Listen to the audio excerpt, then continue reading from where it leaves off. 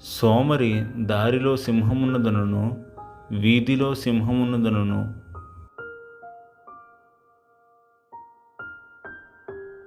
ఉతక మీద తలుపు తిరుగును, తన పడక మీద సోమరి తిరుగును.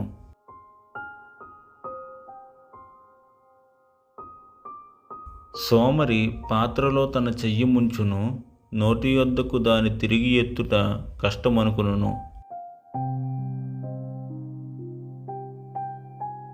హేతువులు చూపగల 7 కంటే సోమరి తన దృష్టికి తానే జ్ఞానిననుకును.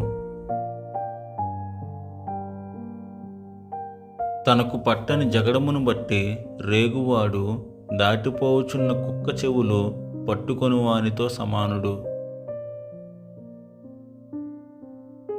తెగులు అమ్ములు కొరవులు విసరు వెర్రివాడు